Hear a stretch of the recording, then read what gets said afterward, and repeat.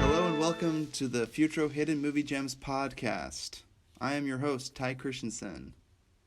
The world is changing. Actually, I don't even know if that's from this one. Yeah, that's okay. This is one of my favorite lines. I was going to say, they're taking the hobbits to Isengard, but I'm pretty sure that's the Two Towers. That's the second one, yep.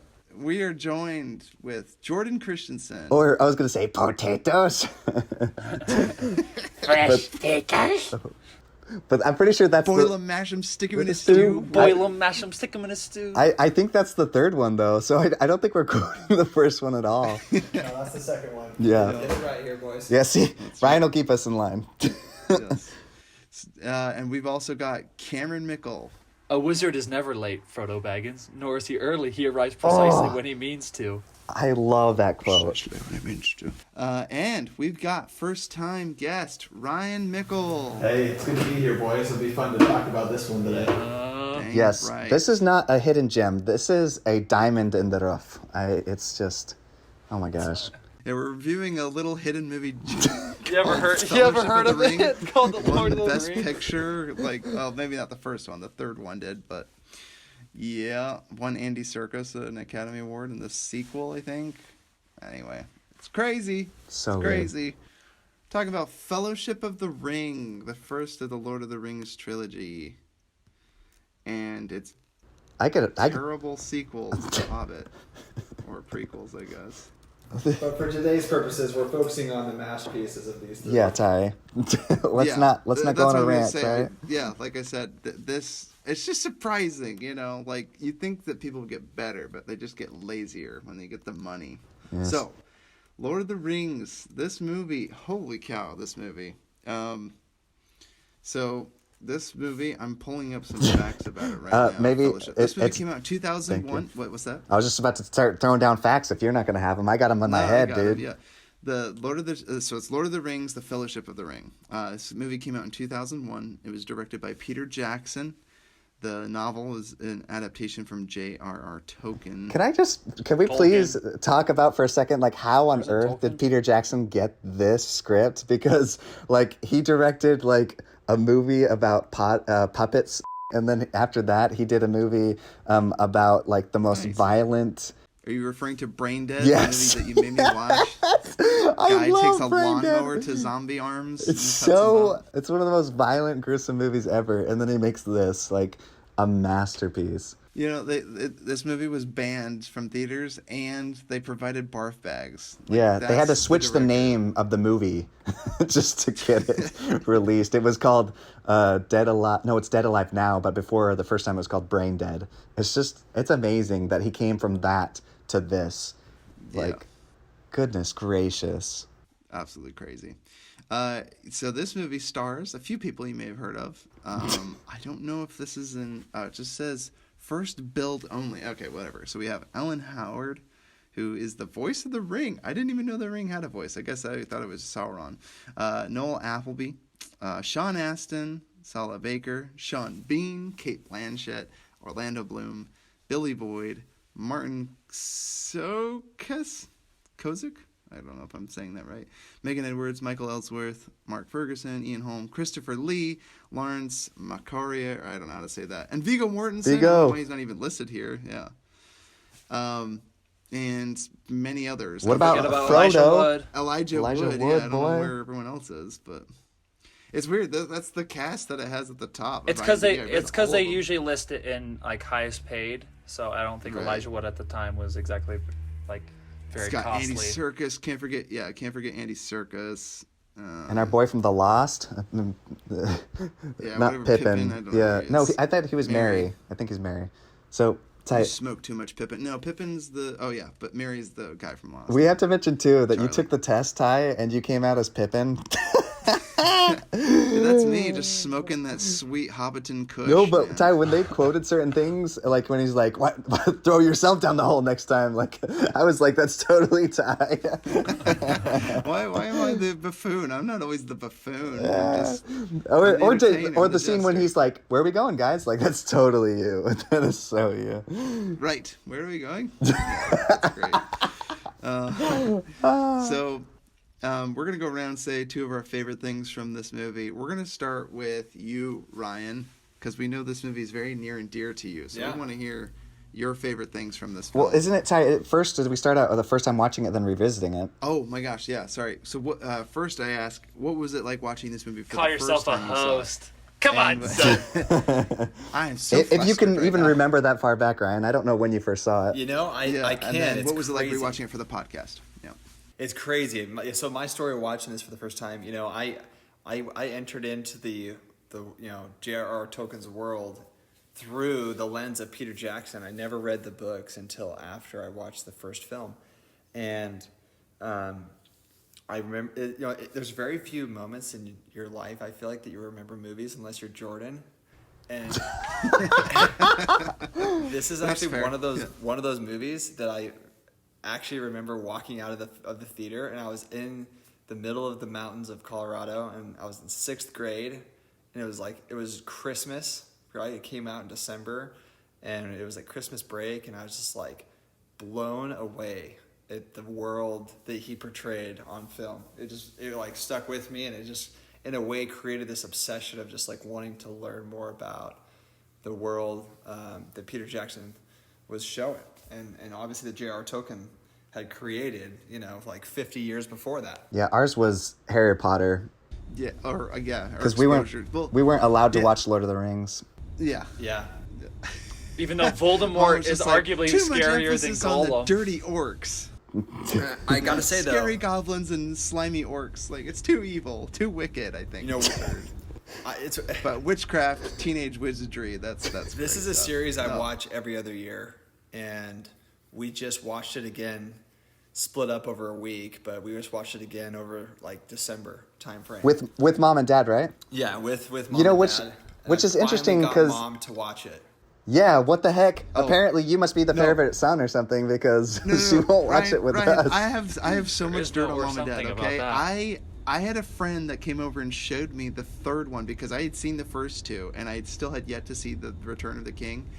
And so I'm sitting down watching it and we have like 20 minutes left, or no, that's not true. 20 minutes before the final ring gets thrown away, because there's like 800 endings, so there's probably like an hour and 20 minutes left. But it was like before, like it was like the most climactic moment. Mom comes in and she's like, "This movie's evil. It doesn't belong in our house." And so I couldn't finish it there, so I had to take the movie out and watch it at my friend's place. What's so crazy is, I'm not kidding, less than a month later, I come in, mom and dad's bedroom. Of course, I knock. I open the door and they're freaking watching Lord of the Rings. Like, that's the most disturbing thing I could have ever seen. They're watching Lord of the Rings, the very movie they freaking chided me out for watching. Mom probably told Dad, he's like, "Yeah, Ty was watching Lord of the Rings in the house. I guess we don't allow these movies." And Dad's like, "Hey, we never finished that trilogy." So they watched it like a month after chewing me out for it. But anyway, I guess they were old enough that they go. I was old enough to watch it. They just didn't want me to watch it in the house. I just thought that was super funny. Like, I'm watching it alone in the house and they're like, I was already like 16 or 17 at the time. It's not like I couldn't watch it. They just didn't want it in their house. I just think that's so funny. Mom and Dad, grade A parenting, by the way. I think it's honestly the Uruk-hai that turned Mom off to it all. You know, in the first film, when you blend the orcs with the goblins and you get some really bad warriors. I don't think. Yeah, he loves getting those up close, tight shots right in their faces and just like cutting them open from those slimy bags. My favorite is the pig squealing sound effect that they have with all of them. It's just like, it's so good, dude. Like, it's so perfect. Like, pig squeal mixed with like yelling and grunting. It's so perfect. So good. What about you guys in terms of first time you saw it? Gosh, Jordan, when did we get this? We got our hands on this secretly. We watched it on our video iPod. We watched it on a screen like that's like an inch thick by an inch thick. Like, was it? Oh yeah, that's right. You're first right. First time I could watch it was like in secret on my video iPod. Yeah, you know what's funny is because our moms, made us growing up a very God-fearing children, and I was so afraid like to watch it without first growing up and being out of the house, and so I watched part of it when I was visiting Dad in California. And these kids came up with a video camera, and they're like randomly asking me questions. They're like, "Hey, we're making a documentary. What's your favorite movie?" And I pointed at the screen, and Lord of the Rings was playing. And I'd never seen it before, and I was so afraid Mom would see that documentary and get her hands on it, and I'd get in trouble. But that was the first time I'd seen part of it. And then I had seen people play video games of it and just heard endless quotes, people quoting Gollum endlessly. And so I think I'd essentially seen it before I had seen it, because we weren't allowed to see it in our household. But I can't honestly remember the first time watching the first movie. But I'm so glad we're finally doing it on the pod, because, yes, it's a masterpiece. Honestly, I don't know. I think Gollum eternally ruined the word precious for any romantic tone. It will forever no longer be a romantic. You can never say that to a loved one. Precious? Yeah. It's so true. Call your wife precious. But I love this film. Love it. Yeah, can't remember the first time, but rewatching it has just been such a joy. I'm sad that we couldn't grow up watching this, but Narnia comes pretty close. Hey, to your credit, I still like the first one. The first one is a great film. It's good, but no, I'll be honest, it still doesn't even come close to this. This movie blew me away, guys. I actually felt magic for the first time. I'm like, this movie holds up. 20 years later, this movie's 20 years old. I watch movies that are last year and they still have worse so much tender love and care went into this. This is an amazing film. I mean, holy cow. When you look at the extended edition and you watch the making of this film, they put so much work into the sets, so much work. It's honestly a community living with each other for 3 years. Yeah, endless. It's so crazy. This is one filming. of 6 movies that I've ever seen the bonus content material of. I watched the making of this movie. The other ones are Pirates of the Caribbean. For some reason, I watched that in one of my acting classes in middle school, and then I watched Matrix. Those were the only 4 or 5 movies I've ever seen the making of, and this is one of them. And I was blown away. I watched it again in preparation of this podcast.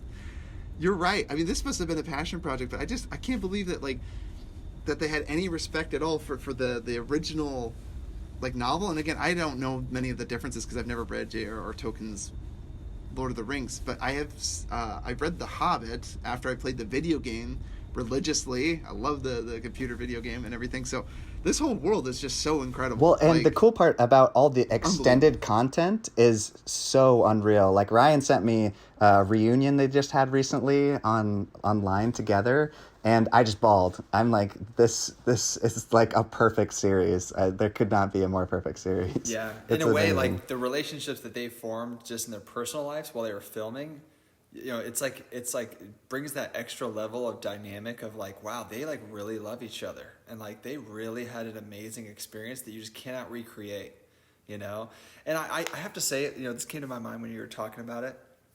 I think it was filmed at the perfect time, where I do feel 2001 to 2004 when this series was filmed, there was enough advancements in the filming industry that you've got some pretty legit CGI, but they didn't rely on it wholeheartedly.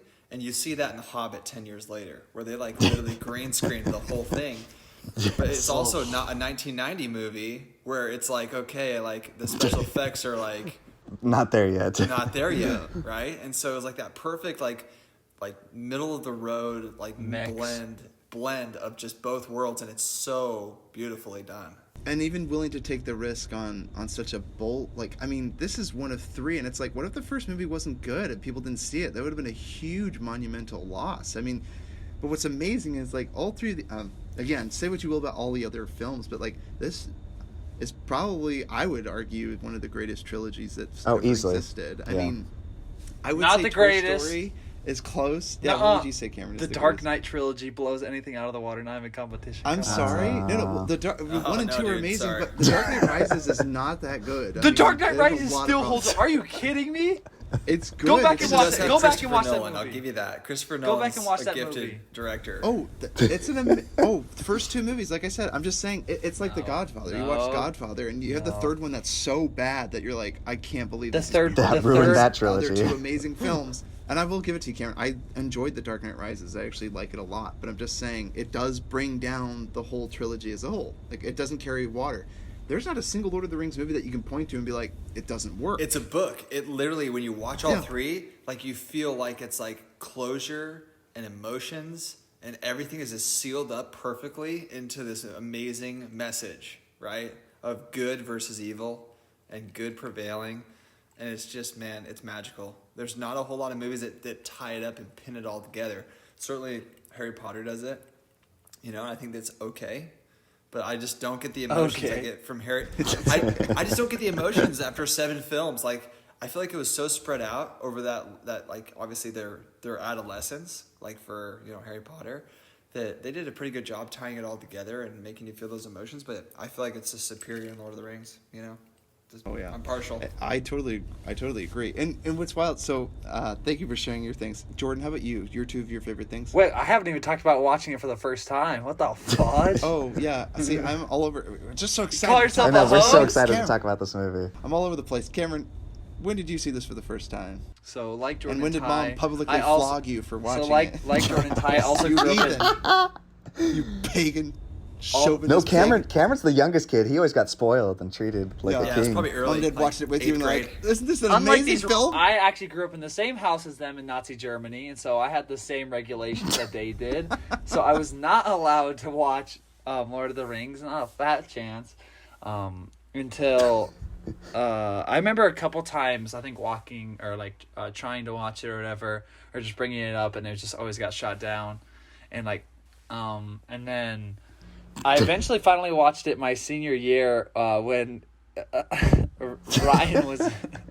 Ryan was in town, and clearly Ryan's got the magic touch with Mom and Dad because he convinced Dad Little ET finger.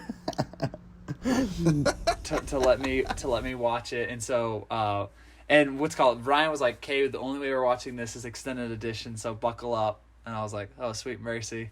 And so I was like, so in my head, I was like, okay, what, like extended edition? How long can it be? And then after the first one, I was like, oh my gosh, my brain needs a break. And then we watched number 2 and 3 back to back. So I took up Daybreak, and then we watched number 2 and 3 back to back. And I just remember number 2. It's already like a 3.5 hour. Or it's number 3, it's already like a 3.5 hour film. And then you add the extended edition, it's like nearly 4 hours. And I'm just like, gone through like 4 bowls of popcorn, like 2 meals. I'm just like, oh my gosh, like this is the biggest grind ever. And then rewatching it for the podcast, it was super funny because I was just up late playing video games with some of my roommates. And I was like, oh, I got to watch Lord of the Rings for the podcast. I'll just start it real quick.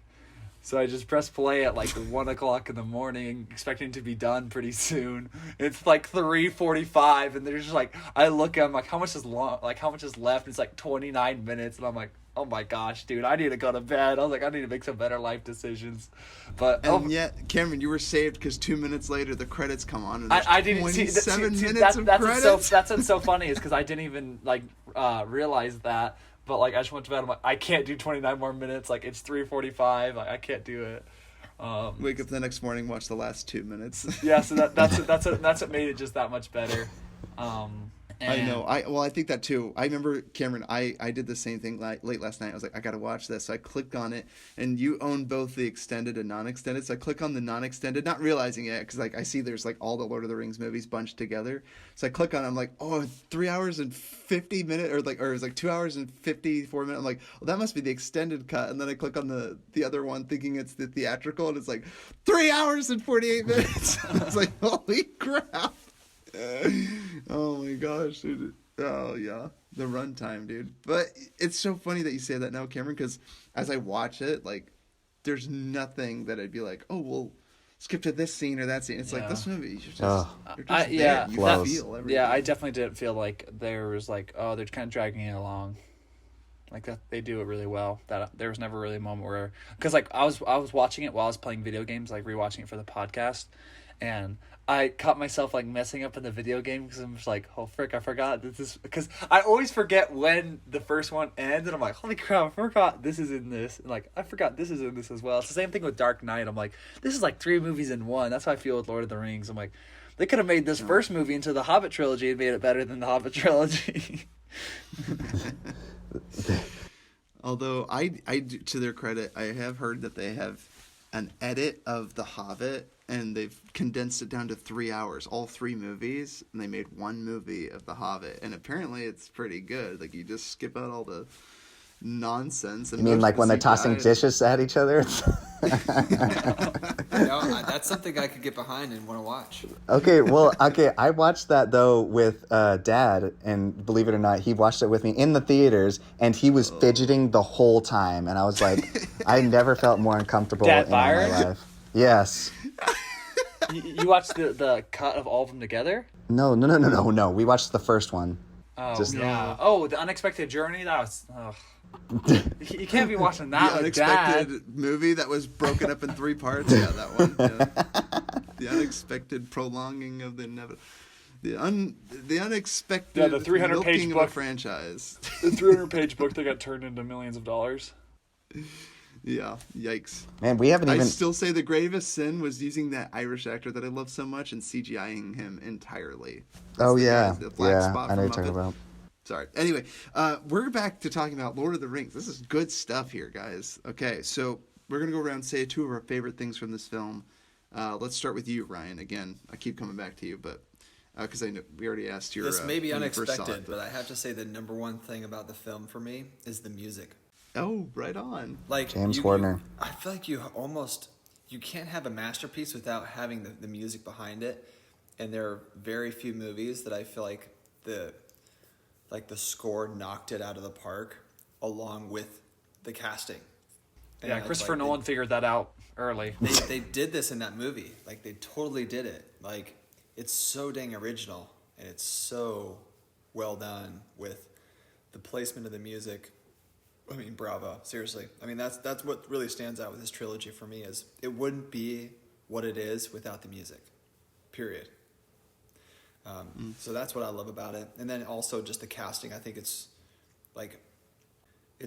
in a way, you were reading off all those names, and I was like, yeah, like I'd say maybe 4 to 5 of them had a pretty successful acting career before this. But in a way, a lot of these people were no ones. They're nobodies, in Hollywood. And that's just like an amazing thing that, in a way, it was like a catapult for their careers, but also like in a way, like for Elijah Wood, I think it was like, His career. I'm just kidding. the end for him. Yeah, that was it. Like when you play Frodo or you play Harry Potter, it's just that's it.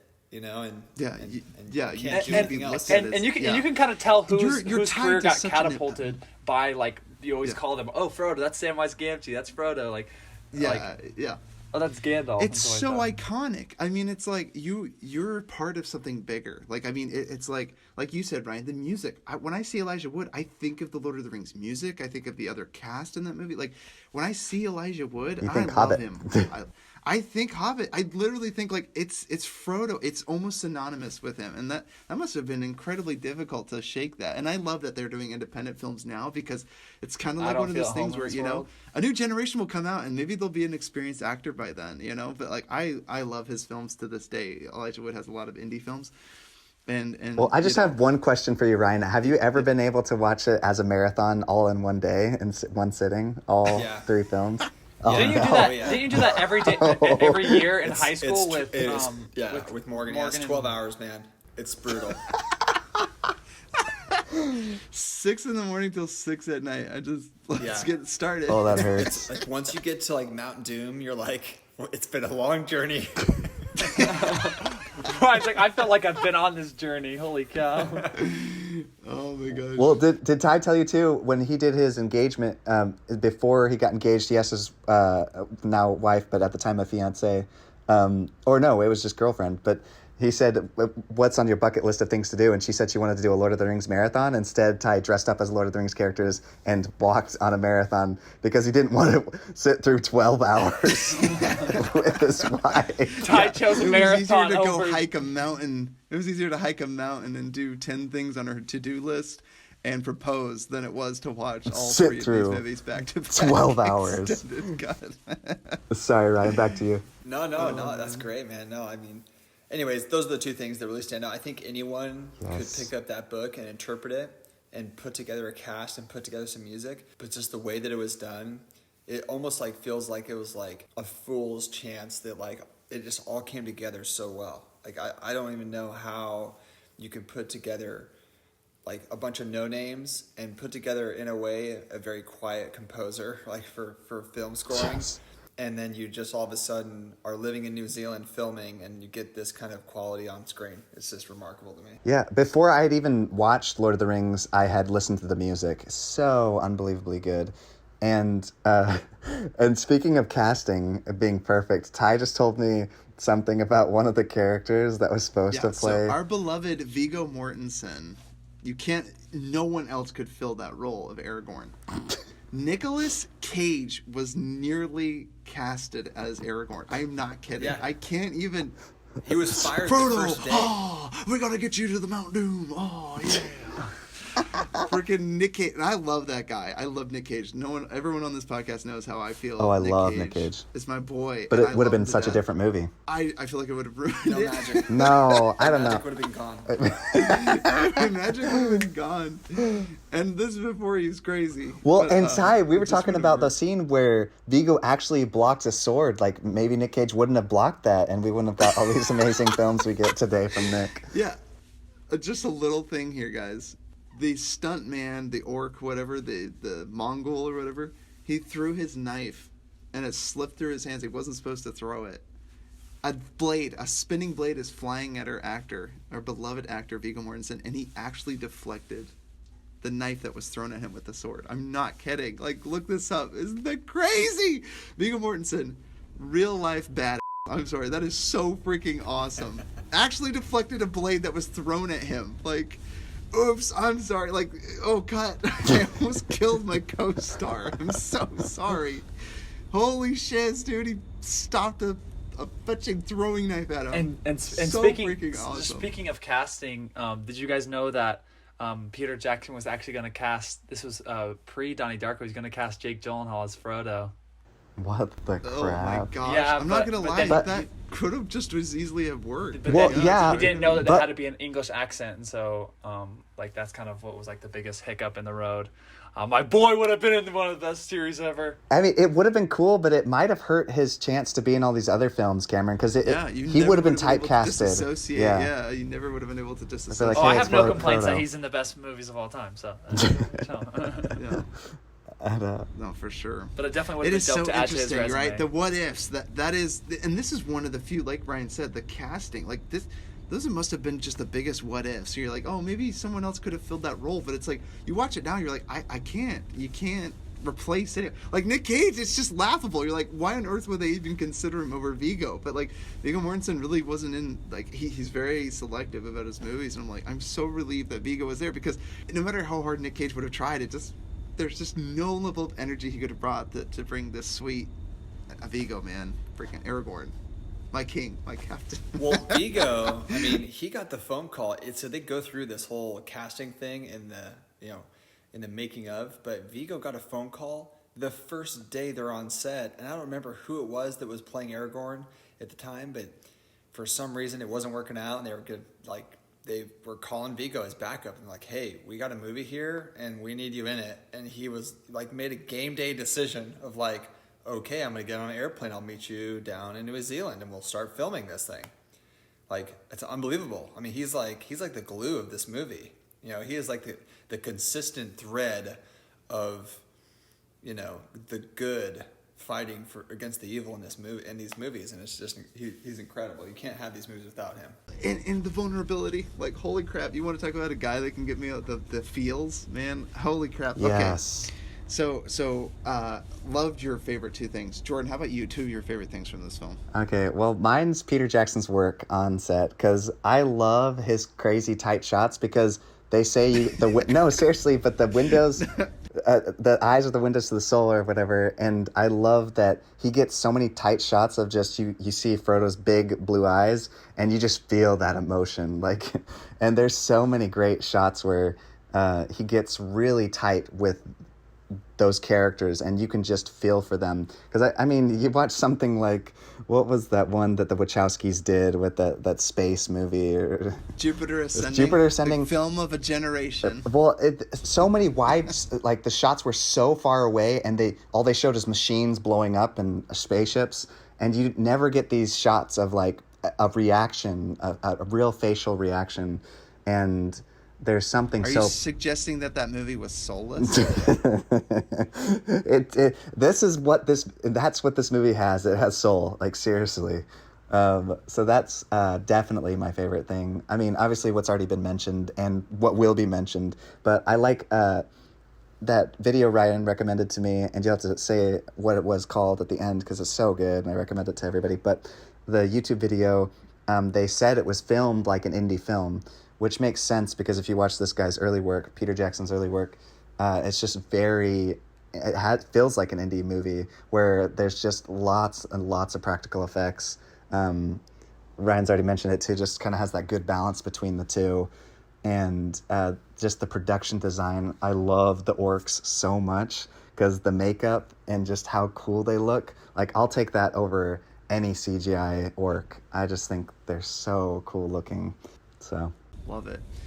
So for me, I like what was mentioned. Ryan mentioned about how this is a great story. I'm amazed at how well they paced each of the three films, because I know that for me personally, I do love the second one, The Two Towers, the most. But that being said, I can't separate like the first and third and say like, well, I don't like them as much. It's just the sequel has so many elements and story structure of like that you see in the first and the third. But sometimes, you know, you hear about the third one, it's like, well, that's the ending, and that's where you have like the 9 different movie endings and things like that. But I got super emotional and excited when they banded together. So when they like formed the Fellowship, I was like, this is the greatest team ever assembled. It's like, I was like, this is amazing. Yes, and I thought that too. I just loved it. So to me, it was like the way they structured these movies that's like one of my favorite things about it. Like, this was such a great build-up, and like you said, the tight shots, Jordan, it allows the characters to breathe and occupy this giant, magnificent, magical world that they built, right? Like, I've seen so many dumb movies that like try to introduce the characters while introduce the world building, and either one gets lost. This one, it didn't bother to spend too much time on amazing sets. They just like kept moving, and you're like, like you said, I mean, this, if there was ever a travel brochure or an advertisement to go to New Zealand, it's this film. Like, I don't even know where they shot most of this stuff, but it was just, it's breathtaking. This and Hunt like, for the Wilder unreal. People. Yeah, more than Wilder People, but like, yeah. It just have you been there sense. to New Zealand yet, Ryan? No, but I feel like it's on the bucket list. It's funny. I on YouTube the other day, I got a Air New Zealand ad, and I kid you not. Ryan's like, don't tempt me. His fingers trembling. He's licking his lips. He's like, no, get this. I kid you not. The video was like when you get on an airplane and they show you the safety information thing. It was a Lord of the Rings safety information thing that Air New Zealand made, and it was like all the Lord of the Rings characters. I'll send it over, but oh my gosh, yes! I still get these kind of things. It's so funny. I mean, it's New Zealand's on the bucket list. We'll try to make it sometime to go down to Hobbiton. For sure. And then, so my second favorite thing, so after the pacing of all three of these movies and the way they structured them, is how well they made the stakes of the movie seem so real. So, spoiler alert for people that haven't seen this movie yet. If you haven't seen it, I don't know, you're living under a rock or something. Gandalf. I mean, okay, in Fellowship, or you have Nazi I'm not parents. The whole trilogy, Gandalf is gone, and freaking Sean Bean's character, I can't even remember his name. Boromir, brother. Is it Boromir? Boromir. Yeah, Boromir, right? I just want to make sure, because I always get the Goyen, Gimli, anyway. Legolas. Yeah, Boromir, he's gone. Sean Bean dies. Like, I mean, and the stakes are just raised. It's like, that's literally like a third of the Fellowship is gone in this movie. In the first one, it like heightens the stakes. Like in most movies, you're like, oh, these are the 8 Avengers, these are the 9 Avengers. They're fine. Like, even... Oh, yeah. Even Nothing's going to happen to them. They all turn to powder. You're like, they still have, like, 4 other movies in production. Like, yeah, I'm not worried. Fetching... Cameron was. Like, a third of the freaking... Cameron cried when Spider-Man... I don't feel so good, Mr. Stark. Cameron's crying in the theater. Like, shut up, Do you know Cameron was crying in that, but he wouldn't cry in Schindler's List, where actual people died? No, it's because you guys told me if I didn't cry, then I didn't have a soul. And Karen's like, I'll prove to you that I don't have a soul. Apparently, that's what I felt. Such a freak. Oh my gosh, dude. That's so funny. But anyway, so the stakes feel so real.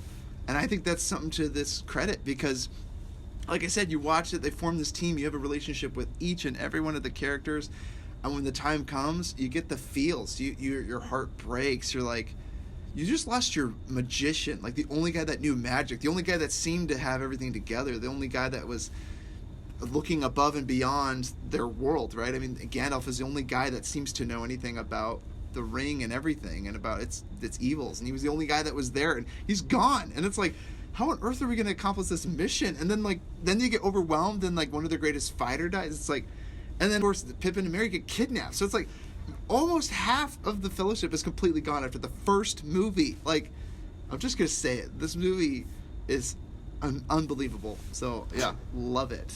Those are my two favorite things. Cameron, how about you, man? I think my favorite thing about the film is definitely just kind of sort of similar to what Ryan mentioned, is just the world.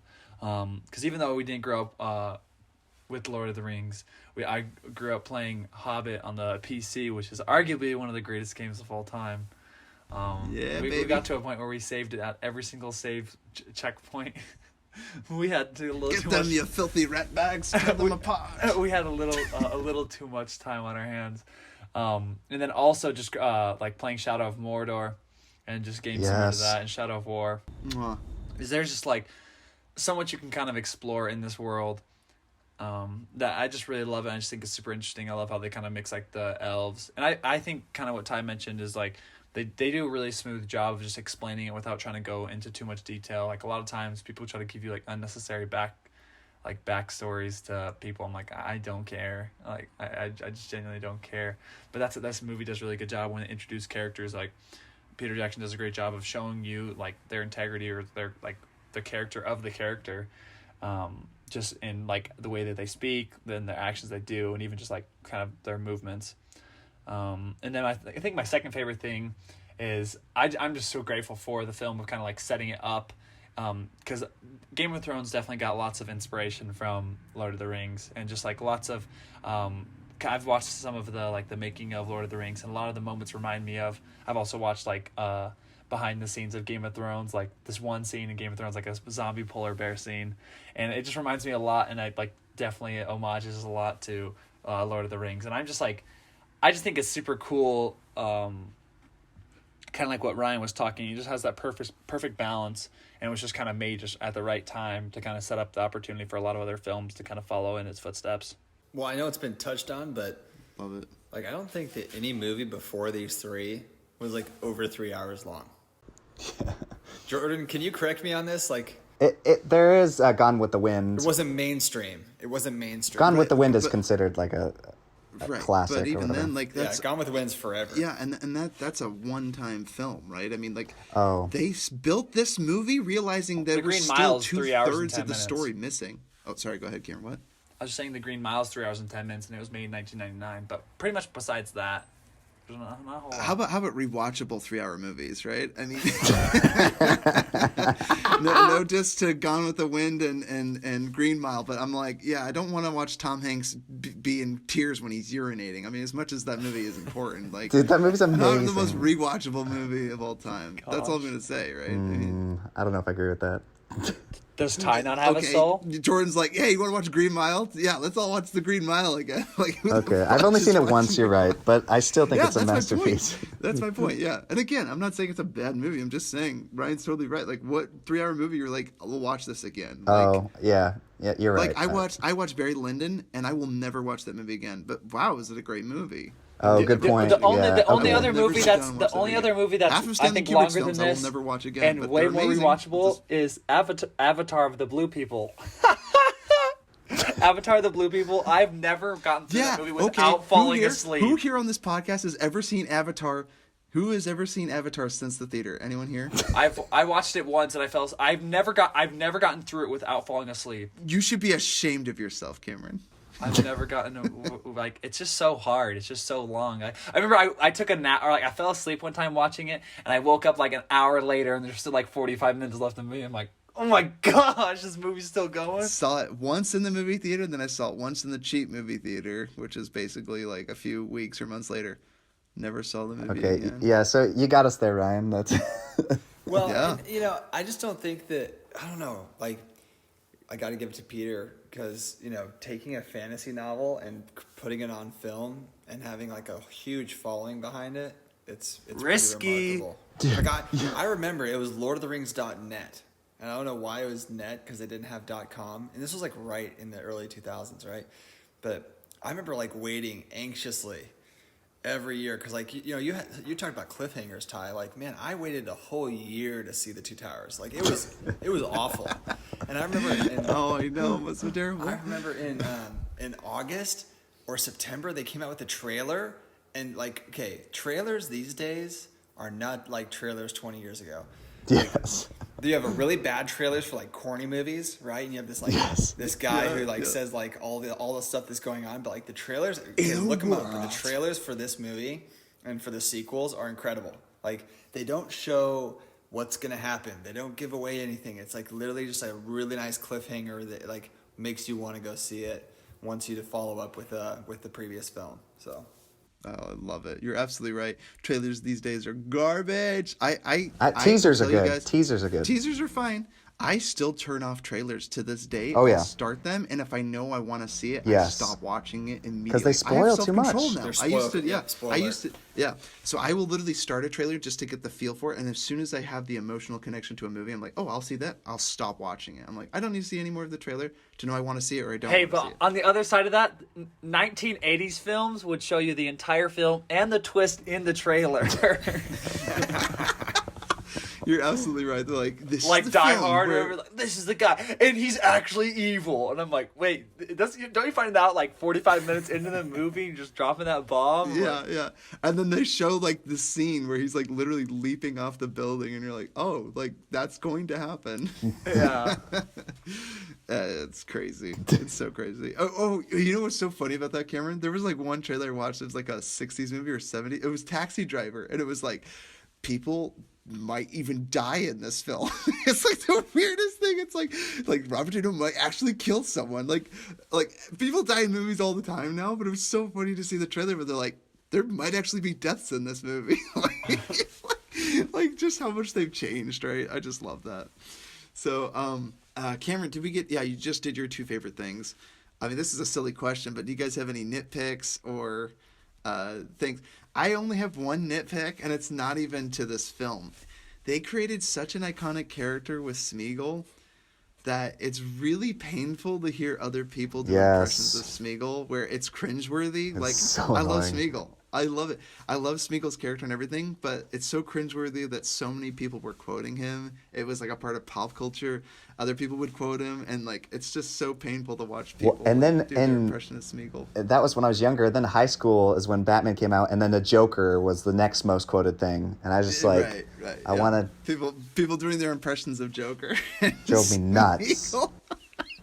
couldn't stand it. Oh, there's something so painful about it for some reason. But again, see, that's not Okay, even a there- gripe. They created such an iconic character. There is one thing that I kind of have a gripe about. It's just similar to what you're talking about. It's just like sometimes Lord of the Rings fans can be a bit much. Like especially when I say like I've only seen it one or two. Oh, you've only seen it once? Like I get a slight pass because I've seen the extended edition, but they're like, I was like, oh my god. No, Cameron, or the people that learn Elvish language.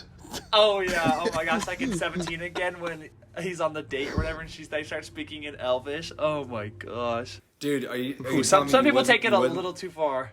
You wouldn't like to see a midnight showing of Return of the King and sit next to 3 elves? You wouldn't like that? That was That's me. true. I would actually You're enjoy right. that And they a were lot. bawling the last 45 minutes. Like losing it. Like sniffles everywhere. Oh my gosh. I actually missed that. I missed midnight showings because that's when all the super nerds would show Dude, up. midnight showings in college towns. Yes. I Oh went my to- gosh. I went to the watched, midnight- I watched like half of the Avengers movies that way, and I was like, these are the best films of all time. After the movie, for no reason, everyone gets up and starts applauding. Yes. It's like, yeah! yeah. And they all dress up as characters. Like the guy that went with us, we saw the midnight showing of Batman: The Dark Knight, and the guy in our group, like we all wear those cheesy Batman masks, but this guy in our group like shaved his head and wore the Bane mask and stuff. Like, holy shiz, committed, dude! I went to the midnight showing of Harry Potter and Deathly Hallows Part 2. Dude, that was so dope. Like the reaction when she's like, "Not my daughter, you bit!" Everyone was like, "Yeah!" When she killed Bellatrix, like it's. Guys, real quick, out, I like, just noticed a bit of trivia. time. I had to look up Harry Potter. So the Sorcerer's Stone came out this exact year. So you had Harry Potter that got released in November, and you had Lord of the Rings the month after in December. I'm just gonna say, what a year! Like, it's like, here we go. We're gonna be setting off some of the greatest fantasy franchises of all time. I just think that's awesome that they. I think probably the two most. I think probably the two most iconic fantasy like down. series Fantasy. Of all time. Like, I don't think Absolutely. there's anything that's more like, if you ask anyone, have you heard of Lord of the Rings and Harry Potter? They're gonna say yes. They're so different, but at the time, I feel like they were competing. Like, they were very much competing when those three were coming out. And you had the first three Harry Potters. You know, I just feel like they were in a way competing and trying to, one up each other. Grateful they were, because they both upped each other's games. They're like, okay, we need another $100 million for this shot. It's like, I don't know if we could justify it. Go to the producers and get the money. Like, people are buying for more Harry Potters. They need to get butts in seats, and I'm so glad they did. So, Ryan, do you have any nitpicks from this movie at all, or do you think? Well, I'm like one of Cameron's people that he doesn't understand. I do have no nitpicks. I'm a big time fanboy. I'll always love it. Like, you can't make it better. You can't make it worse. It was filmed perfectly, and I have no gripes. Ryan's like, this is God's gift to humanity. Yeah, this is proof. I'm the wrong person to ask for nitpicks. I think it was beautifully done. Awesome. Well, I love that. And like I said, I hope you heard mine. It was just the idea that people would take Gollum or Smeagol's character and they quote it, and it's just like so cringeworthy, because let's be real, it was everywhere. Everyone was doing My Precious jokes. Like, it was in everything. Like, I remember seeing it in Emperor's New Groove, the sequel to Emperor's New Groove, Kronk's New Groove.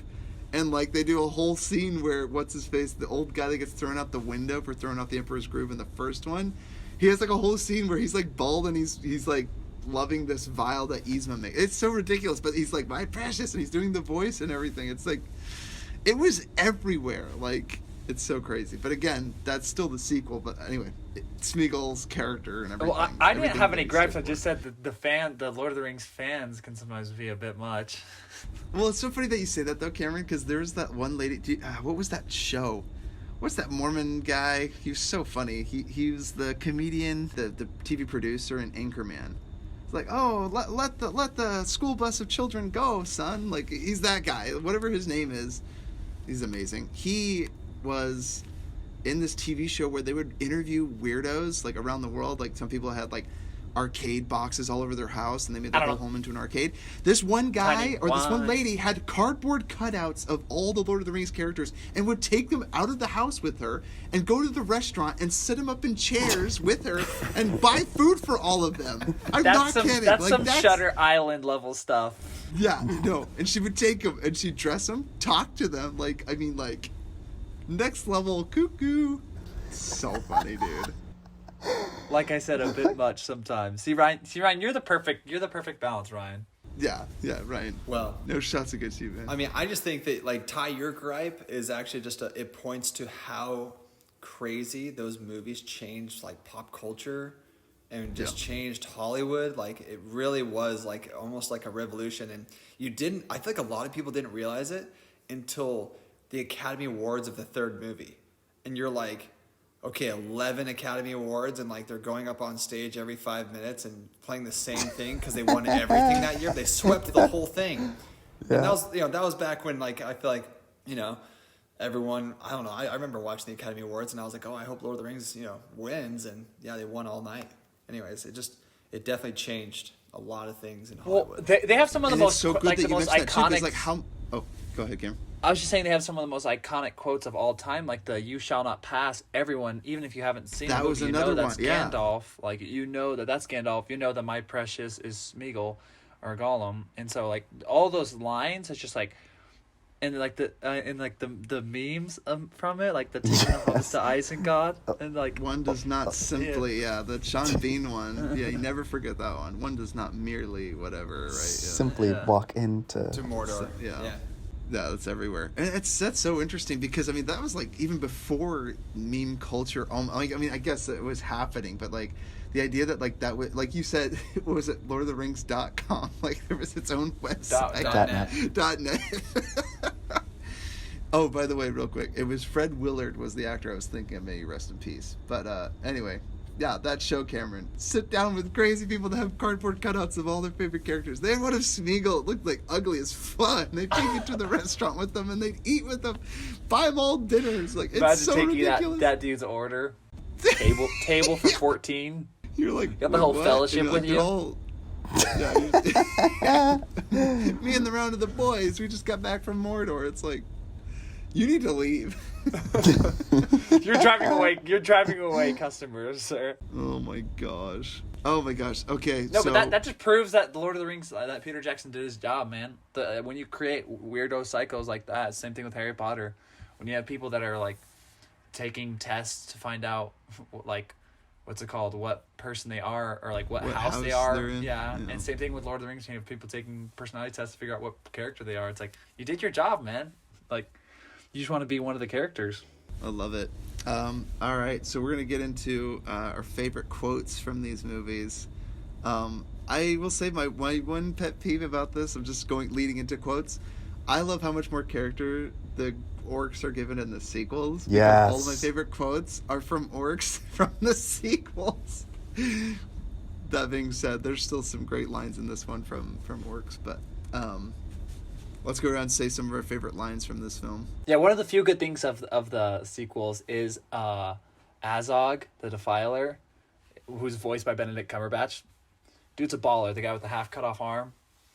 He's a baller. Oh, I thought he did Smaug. Did he do Smaug as well? He did Smaug as well. Oh, so they used him for He's like so half of talented. it. Now I hate the Hobbit even more. It's like, oh, we got Benedict Cumberbatch. Make him do half the voices. It's like, dude, he's so talented though. It's ridiculous. He's great. Yeah, nothing against him. In fact, I love this shot of him like in spandex climbing around the room pretending to be a dragon. It's so funny. Like that's the best thing about the movie. Not even the movie. The idea that Benedict Cumberbatch was crawling around on all fours, debasing himself for this garbage film. Oh, jeez. All right. Oh, wait, real quick. I almost forgot to say, best performance. I have two nominees, and I'm sure you guys do, but I wanted to ask, who's the best actor in Lord of the Rings? The Academy Award for me goes to either Aragorn or Ian McKellen. I can't even say his name. Ian McKellen for Gandalf. Those are my two favorites. Oh, I love Gandalf. I almost can't decide between the two of them, honestly. Like, but I would honestly lean more closer to Viggo Mortensen, Aragorn, just because he does ultimately carry the movie further after Gandalf's even gone. Like, he doesn't lose steam. He keeps going. And my favorite scene when he's with Frodo and he almost looks like he's tempted by the ring and then he, like, closes Frodo's hands. I freaking love that. So freaking good. Anyway, so how about you guys? Best actor or whatever? Cameron passes his vote for Gimli. Oh, very nice, Cameron. Very nice. No, You uncultured swine. I think I would have to go probably with Viggo as well. Viggo, for sure. Ryan, Jordan, what do you guys think? Yeah, I said Gandalf. Yeah, I really think that, like, when I think of Ian McKellen, I really think of Gandalf. I think that he is just... He played that part as if he was Gandalf. It was just incredible performance. Literally. Amen. Yeah. Amen. Razzie, for some reason, I was going to say, like, Pippin or Merry for some reason. No. Like, at some moments where I'm like, I wouldn't have chosen any other actor, but sometimes there are lines or something. It's like, it's very endearing because it's, like, supposed to be the comedic relief. But sometimes I'm like, Like, I don't know why I think that, but anyway. But again, if that's the weakest character I can point to is the person that's in a 3-hour movie for only 8 total minutes of screen time, you're doing pretty darn good, Anyway, but okay, do you have a worse actor? No, there's none. It's a perfect film. Real quick, the one that's doing the most with the littlest scenes, that freaking orc, like getting his sword stabbed into him, and then he grabs the hilt and like pulls him Aragorn, and he's in. like, So good.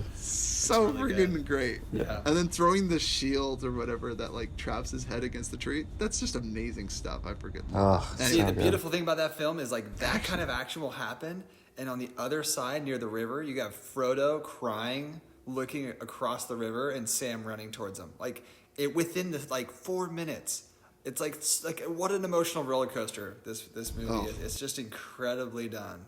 I mean, Yeah, and Sean Bean like that saying scene is I failed. It's my fault. You know, I was weak. I was. Yeah. Oh my I mean, gosh! good Like grief. repentance, right? Yeah. Bedside repentance. It's atonement. That scene is almost as emotional as the barrel riding scene in Hobbit when they defied the laws of physics. Yeah, when he's flying through all those obstacles. You like know, a the Rube Hobbits Goldberg are project. good in their own right, but they need to be shelved out of the conversation of Lord of the Rings. They're two completely different. Ryan's like, I'm going to get off now. Bring up Hobbit one more time on this podcast. Oh Yeah. my gosh. I totally agree. So we're getting to favorite quotes. You guys have favorite quotes from this one? I have one, and Let's hear it. it's one that I've always held dear. It's like it's not in any of the others. It's in Fellowship of the Ring, and it's when Frodo and Gandalf, they're in the mines of Moria, and they see Frodo sees Gollum for the first time, and they start having this interchange of Frodo's like, love I this wish part. the ring had never come to me. I wish none of this had ever happened. And Gandalf says, so do all who live to see such times, but that is not for them to decide. All we have to decide is what to do with the time that is given to us. I just love that, like just the counsel from Gandalf, and it's always stuck with me all these years. It's a great quote. I love that. And that's not even to be toppled by, I actually, in a drama class, I totally did a drama class. Thought I was going to be an actor. I actually did Gandalf's monologue that he gives to Frodo after when he sees Smeagol, and he tells him, he's like, it's a pity Bilbo didn't kill him when he had the chance. And then he's like, pity? It was pity that stayed Bilbo's hand, And then he goes into telling him, he's like, before this is all over, the pity of Bilbo will rule the fate of many. Like, even the very wisest can't see it all ends. And he's talking about mercy and justice, like, in such a profound way. Holy shnikes, J.R. Tolkien. What a philosopher, man. That's just so freaking good. So That quote Ryan just quoted is the same one from Scrooge when the guy's talking to Scrooge and yeah, the time is short. We know someone in our family would appreciate that. That's right. Yeah, exactly. Yeah, after watching Lord of the Rings, he's like, hey, I'm in the mood to watch Scrooge again. It's July. Yeah, it's about time to watch A Christmas Carol again. Oh my gosh, that's so funny. So other quotes, Cameron, I think you had a few. I had a couple, but I mean, like, after Ryan's quote, I feel like they're just all obsolete. He comes in like that's a deeper quote. The There's super many deep others. motivational one. Like, I love it when when Aragorn's talking to Frodo, and he's like, "Are you frightened?" And Frodo's like, "Yeah."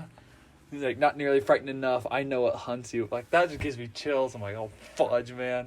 Like, that's so freaking creepy. And I love it when Gandalf is like, "Fly, you fools!" Like just the way he says it, I was just like, what the heck? Well, and there was a lot of debate for a long time about what he said when he fell, wasn't there? I felt like it I was thought like, it was run, you fools. yeah, Does he say I've fly? heard people say run, and he's other people still said telling him fly. In Yeah, the he's book, still telling him to get out. Yeah, book it. Yeah, in the book, he says fly. fly, you fool. So, but I don't know. I think it was all kind of muffled, anyways. In the movie. Oh, but that's what plays it so desperate. That look he gives, like he's trying to climb up, and then he like slips, and that moment where they're like, he's not coming. Oh my gosh, I get goosebumps. I'm gonna get emotional talking about it. Yeah. So one really good quote is, oh dang, I'm gonna forget it. What was it? Oh, well, I quote it all the time with Maddie. I come home and I'll be like, "Is it secret? Is it safe?" Like all like deranged and like psychotic. I'm manic. I love doing that. Like where is it? Like I love Ty. You always quote "Get off the road" when we're playing Quick! Future yeah, Quest. I do. Quick, get off the road. Yeah, I love. Yeah, there's so many great lines from this. Or I like the part when is it Gimli? What's the guy? Oh no, Bilbo. Sorry, when he looks at the ring and he's like, "Let me see it," and his eyes like get all like, yeah. That part That's always terrifying. terrified me growing up. Scariest jump scare in a non-horror movie. Holy crap. Yeah. so terrifying. That scene where he says "my precious" is freaking great. Too. Yes. Like his eyes, like that's so freaking. Well, and I like, love when he can't decide. I mean, you can relate this. I mean, if you want to relate this to, religious or whatever, I just love the idea of the ring having this like power over people, and just like you can relate it to so many things in life, either addiction or just something when you feel like you don't have power. And something has more power over you. Like, I just love that. Like, this essentially takes complete control over them. I don't know. This movie can relate to so many things in life, and it's perfect. I love that. All the eating jokes. Yeah. Not so deep side. It's just, what about second breakfast? Oh, yeah. Second lunch. How many did you eat? Enough to feed the stomach of a full-grown man. How many did you eat? 4? Yeah. I love all the food jokes, dude. I love it. It's so great. Story arc of Gimli, right? Character arc.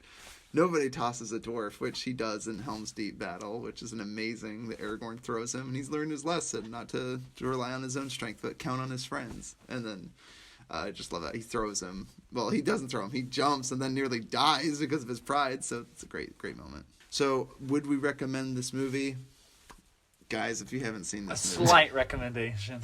Have you been living under a rock or living in a Christensen household where they force you to not watch these movies? Or the Mickle household. Or the Mickle household. That's right. These movies are not welcome here. It's hard not to recommend a movie that's top 10 on IMDb. So it's an absolute yes. Amen.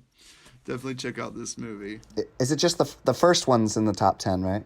I thought that Return of the King and the first one are top 10.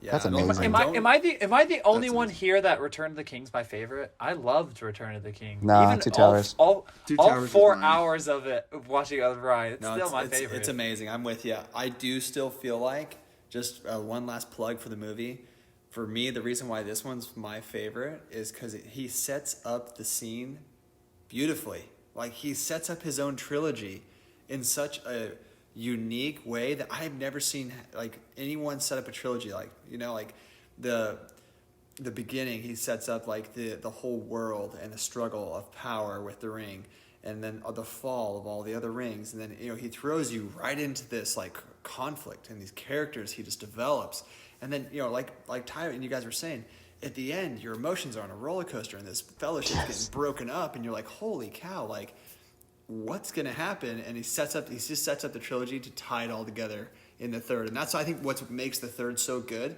because you actually have all of the work he put in for the character development, for the emotional tie to the struggle of the ring. It's resolved, and you get closure, and it's just beautifully tied together. But I do agree. Sam's the GOAT. Yeah. He's the freaking best, dude. Yeah. Carrying Frodo's butt to victory. Rudy would have not been Rudy as Samwise Gamgee. Yes. Real quick, with the Lord of the Rings personality test, I know we all just took it recently, so do you guys all remember your characters? Oh, Cameron, you haven't taken it? No. Cameron, I'd probably say, Cameron, you're like Gimli. Why'd you say If that? you were a Lord of the Rings character, you'd be Gimli, or you'd be probably Boromir. I don't know. Who would you be, Cameron? Who's the most narcissistic person? Oh my gosh.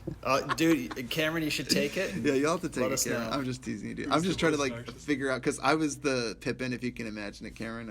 I love it. I Pippin love it because character. everyone in any movie that has a narcissistic character always like, the person reminds me of you. I'm Reminds like, of you, Cameron. does everyone Like see you me as the watch most Nightcrawler? narcissistic Like human being? Unhinged, Yeah. Jake Gyllenhaal, and Nightcrawler, man. Reminds me a lot of you, Cameron. Yeah, everyone. Anytime I Jordan, see a psychopath who was your character, Jordan? So I actually didn't take the test. I just had my ex take the test for me, and then she sent me 2 names. She's like, I think it's this, and so I thought I was Sam, but then she's like, oh, actually I meant it was this letter, and then which is Legolas. So I honestly don't know. I hate taking tests, so she took it. You had somebody else do a personality test. Not just for anybody, you. Ty. Not just anybody. My ex. Well, it's probably That's really the dumbest honest. thing then. I've ever heard in my life. I had Dude, she someone else knows me take a better than I know personality test myself. For me, dude. That is not true. Who are, dude? If you didn't even bother to take the test yourself, I don't even know if you're a Lord of the Rings character. Maybe you're Bilbo. You're old Bilbo. Yeah, I'm Bilbo. You're I'll take Give it. it to me. Nah, do it for me. Ryan, did you take it? I can't remember. Did you take it? I'm Faramir, and we'll get into that in the second movie.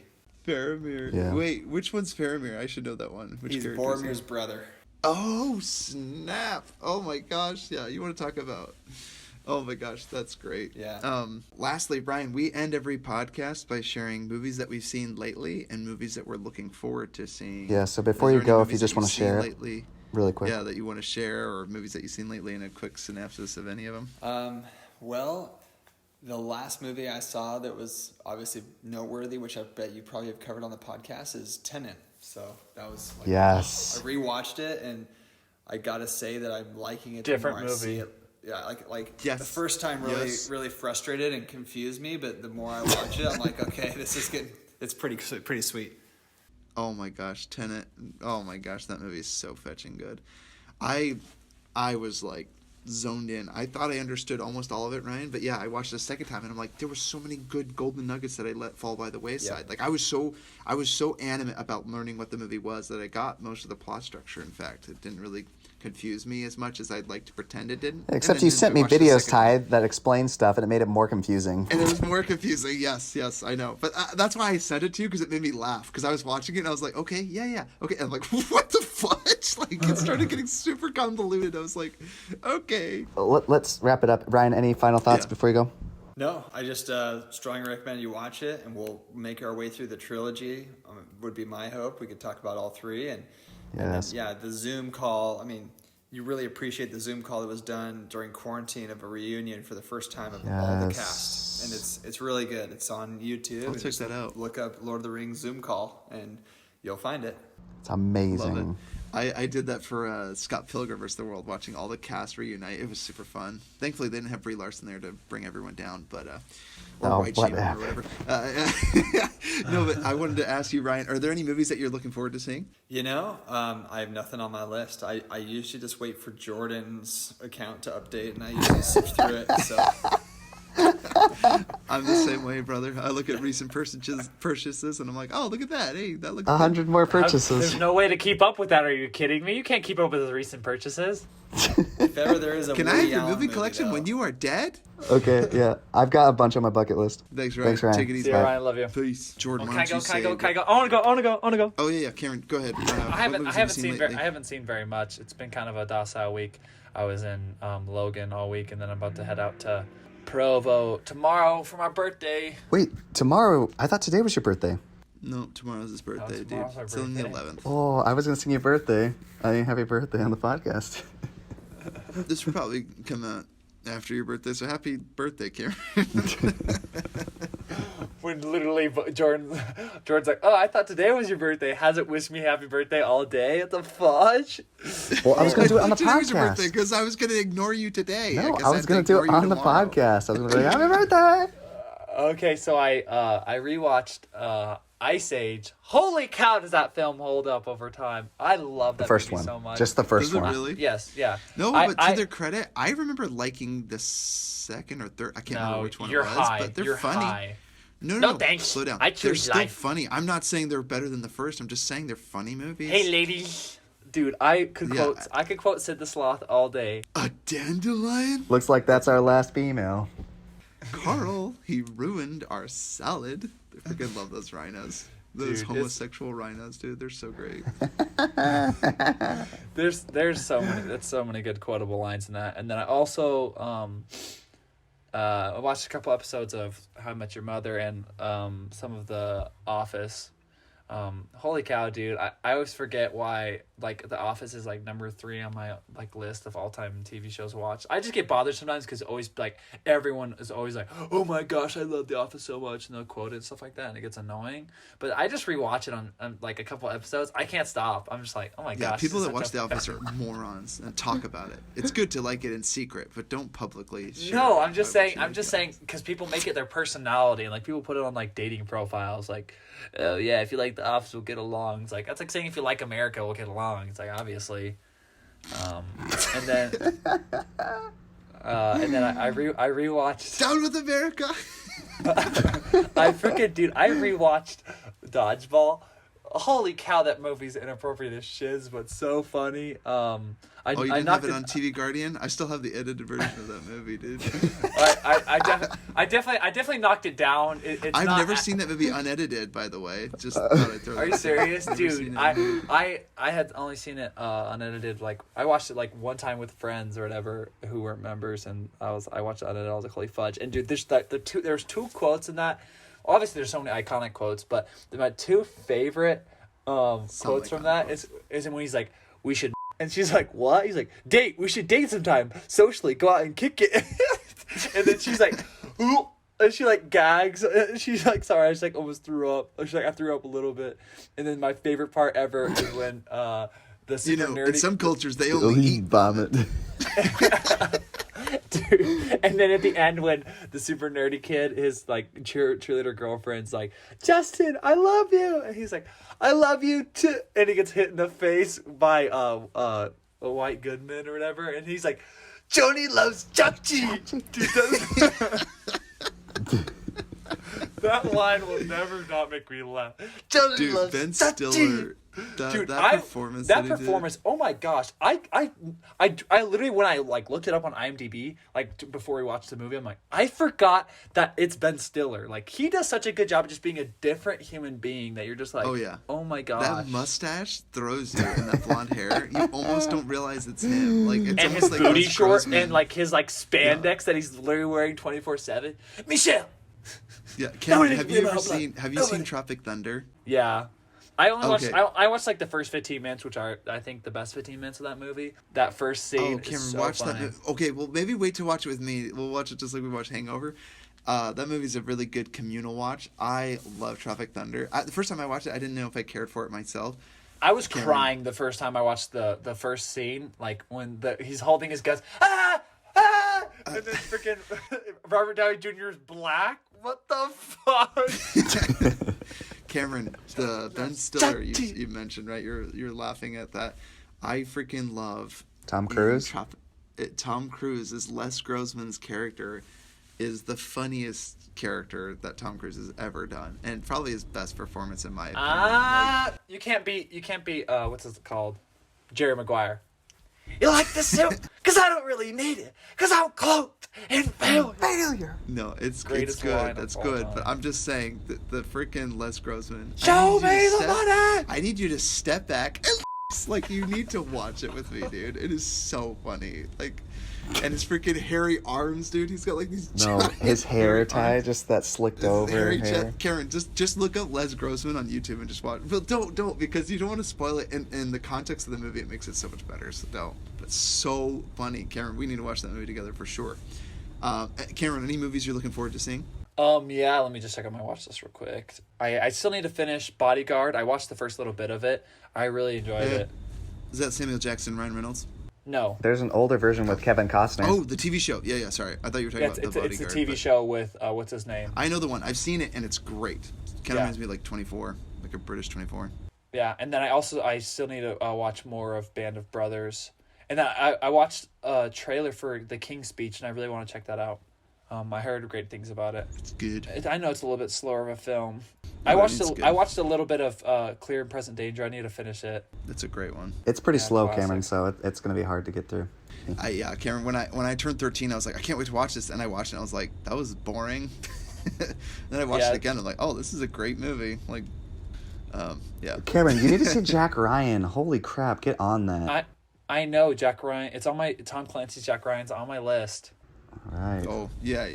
Did you ever watch 24, Cameron, growing up or not? No. That was another thing I was not allowed to do. Because it's TV I 14, and I was always under the bar until as soon as I hit 14, no one gives a crap about it anymore. Cameron, I'm watching it, and I watched like half a season. I'm like, this is the greatest show ever. And then Mom and Dad come down and like, you need to stop watching right now. And I was like, why? As they're going to only Blockbuster 13. at like 3 in the morning, like junkies. I need the next season. I'm watching out of This order. just in, Ryan Mickle texted us on the texted us. It says, "Long live Lord of the Rings." Oh my god. Don't let it die. Keep the conversation going. Don't let the flame die out. See if we can get this podcast to run for 3 hours. I love it. Cameron, are you looking forward to anything else? No, that's pretty much it. I really want to. Let the flame die out. I really want to check out The Invention of Lying, and Luce has been on watch this forever. The Invention of Ricky Gervais? Lying sucks, Yeah, dude. Ricky Gervais. Really? It's okay. It's not very funny. It's alright. Well, it's not funny. I thought it was a comedy, but it's Yeah, just... It says like it's a dramedy. comedy fantasy romance on IMDb. Have you seen Ghost Town with Greg Kinnear? That one's Oh, good. that one's the That's best one. good. That is one of the best Well, chick flicks. yeah, but it kind of reminds me of that, where it's like a sweet movie more than it's a comedy. Like, Ricky Gervais is really funny guy, Oh, but Ghost Town's hilarious. Ghost Town is hilarious. I mean, I don't remember laughing hysterically at Ghost Town. oh, that scene where the dog's That's the breath- best scene, yeah, for sure. Oh, Oh no, it's what? Which they do again in Game Night. oh my gosh, Game Night, Cameron, you've seen that one, right? Yeah, that Of course, it's got Rachel McAdams tied. It's not even a Think question. he hasn't Colin. watched that? Tostitos. It's funny because Yeah, my you're gonna favorite enjoy like a game night alone. Just the two of you, 3 bag of Tostitos. Yeah, these corporations just throwing money away. I freaking love that I neighbor Todd. love him. Dude, he's I don't know so if his name is creepy. Todd, but it's Todd in Breaking Bad. I freaking love the cop neighbor. Oh, he's so funny. the He's blood like, on the is he carpet. done? Yep, I think he's done. Okay, we're gonna go in now. Oh my gosh, I freaking love that show. I want to watch Game Night again. That'd be a fun one to watch. I love his impression. I think that's his name, James Farrow. His impression of Denzel Washington. It's so spot on. I can't do it, but he does it so spot on. You will not contain me. So freaking good, dude. Dude, I want to do Training Day so bad on this podcast. Ooh. You freaking King kidding Kong. me? Did you know the scene, Jordan, where he says King Kong ain't got shiz on me? That's improv. Did you know that? Oh, of course it is, dude. He's a freaking master. I didn't know that. King but Kong I- ain't got shiz on me. that doesn't surprise me because he is literally the greatest actor ever, dude. It's so good. Denzel is up there for sure. I just haven't. See, that's the problem. I just haven't seen enough of his stuff. I just need to watch more of his stuff. Like I'm just everything talking I've about seen him just in, that I really performance like. is the best. It's definitely top tier performance. My Wow. Don't worry, I will bleep that out. obviously This is live, Cameron. This is a live stream. live My from gosh. Southern Alabama. I just want to say I don't want to be canceled, so I condemn Cameron and all of his actions. Just want the record to state that I will throw him under the bus. Yeah, I'm very we disappointed, do and I not will ask you to associate. resign. I will ask for your resignation by the end of this episode, Cameron. Okay. So there you go, covered my. All right. So we've got. Let's see here. Covered my. Ty, what else have you seen? Oh, so me. Yeah, I y'all watched, hurry it up. I gotta go get my birthday I Taco watched an Bell. amazing film called Star Crash, which is No. just Are you sure smut. Starship? It wasn't Just Starship garbage, Troopers? guerrilla warfare. No, it was like it's not funny. It's not good. I waited the whole movie to see freaking. I waited to see David Hasselhoff in sweet space spandex, and he only shows up at the very end, at the last 20 minutes, and they do nothing with him. And I was like, why the fudge wasn't David Hasselhoff the main guy of this movie, and the main guy not David Hasselhoff's character? Major miscalculation. I cannot Also, believe you the watched guy gets that his trash. shoulder cut and he like stays on the planet to die. It's like, you have a shoulder injury. Get off your lazy and get on the spaceship and go to safety. He dies with the planet for no effing reason. Have you seen this movie, Jordan? No, Star Crash? but I'm so excited to watch it. No, there's like 8 really funny scenes that I'd like to super clip from it. Yes. Like I watched it and I'm like, what? I'm gonna quote Cameron. What the fudge am I watching? Yeah, it was so ridiculous. It's just schlock, dude. Schlock. Beautiful schlock with a cherry on top. So bad. I watched a movie called I See You, which we just reviewed on the podcast, and I'm so sorry I was late to that, but Yeah, I think I'm gonna dip out. Peace. Love you guys. Love you, Kim. peace. I watched Oscar again with Sylvester Stallone. That movie is so funny. Tim Again? Curry reminds me so much of Kevin Wilde. It's not even funny. Tim Curry is Dr. Poole. Baby. Freaking. Antonin, you have a dangling participle. He's like, looks down at his I love that you watched that again. That makes me so happy. I had to watch it with Maddie because I watched it alone the first time, and I was like, this is a really sweet and endearing film. So we loved it. And then I watched Star Crash. Like I said, what a garbage film that was. Yeah, I could have told you that. Well, I knew it was going to be like cheesy. I just thought it would be like a Flash Gordon, but it wasn't even fun. Like, no. Flash Gordon is so great. Yeah. This one is like, you know, the animation they did in Star Wars? Let's try to knock off of that, and that's literally the selling point. Like, they had a lightsaber. They had powers that were that weren't even explained or touched on. It was just such a garbage dumpster fire, and I couldn't turn it off. I just kept watching. I don't know why I kept watching, but the movie's dumb as a bag of hammers. I think that's it in way of what I've watched, other than I've been watching more Poldark, which is kind of fun. Which is kind of fun. I mean, like, it's so weird because it's like kind of predictable, and it's not like the best show, but I love it because I love Downton Abbey, and I love these period pieces where you're like, I love Downton Abbey. Dude, if you like Downton Abbey, I would suggest you watch Poldark. I definitely recommend it. Maybe I'll save it for a future wife that I'll never have. Well, that's the thing. It's actually, it's not like a full-blown romance, although there's a lot of it. It's like, it's just like Downton Abbey, right? It's like, is Downton Abbey a romance? I mean, there's a lot of romance in it, but it's like, it's more of a drama, and that's what this is. But it's really cool. Poldark's a really cool dude. And I'm like, oh man, what girl wouldn't want to get with him? Come back here and have with my wife. Yeah, super cool. So. Oh, I didn't say my the ones I watched. Oh, but things I'm looking forward to. Oh, I don't know. I don't know with the movie trailers these days. I wanted to see Wonder Woman 1984 because I heard it's so bad and laughable that it's like funny, and I'm like, I wouldn't mind watching a movie that's so bad that it's good. Well, maybe it's just bad that it's Kevin bad. said he liked it. Who did? Kevin Said he liked it? Yeah. What the freak? It's the first movie he's seen in theaters, I think, since all of this, which is weird because I thought he saw Tenet. Maybe he rented it. Yeah. I saw the same things Clinton saw, which is ICU, Searching, and the other one about kids getting snatched, Prisoners. All three really good movies. All I recommend. And then, I mean, obviously I did because I watched them with Alex and Clinton. And then I started A Fish Called Wanda, but then there's one scene where you see Jamie Lee Curtis in a bra, and I was about to skip over it, but I accidentally paused it right at that part, and Alex is like, she like freaked out, and she's just like, what is this pornography? I'm Very like, nice, Jordan. You have a habit about this, man. Coming over to people's homes, and you're like, "This is a great film," and you're like, "Let me just skip to the end." And you're like, freeze frame, dude. You did that with Epic Movie. You had it uncut, and then like you watched it with your friends, and you're like, "Oh, I don't need TV Guardian." You're like, you watched the movie edited, and you had no idea what the movie had in it. Anyway, I just think that's super funny. yeah, You have a habit of that, dude. but.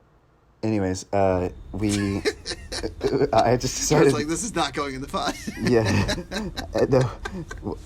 Then we just You should decided. apologize, James. I'm sorry for ruining you and your family. We decided. If you're listening, James, I'm sorry. James is fine, and then He's fine. They let him out of the institution years ago. out of that religious institution where every time he sees a bad image, they give him electroshock therapy. Oh my gosh, dude. Okay, and then I'm looking forward to. Oh, I thought I saw a trailer for something. I think they're working on Mission Impossible. I'm excited about that. Yeah. Tom Cruise yelling at all the people on set. Wear the fetching mask! We're not shutting down production. I got the producers breathing down my neck. Dude, good on him, man. And you know what's funny about that? I totally agree with everything he's saying. People are like, oh my gosh, what a he's yelling at the people that work with him. And I'm like, dude, he has you employed. Like, you're one of like 8 people that are employed right now during a worldwide pandemic. You should be freaking grateful and on your knees. And secondly, it doesn't sound like he's actually advocating masks. He's like, you just have to do this stupid arbitrary rule or we're going to get shut down. It's not even that he was like worried that they were going to get sick. He's like, wear the mask or they're going to come down and shut us down. Like, anyway. Yeah. Tom Cruise. I'm a Tom Cruise apologist. I'm what's known as, according to Dave Chappelle, what's known as a victim blamer.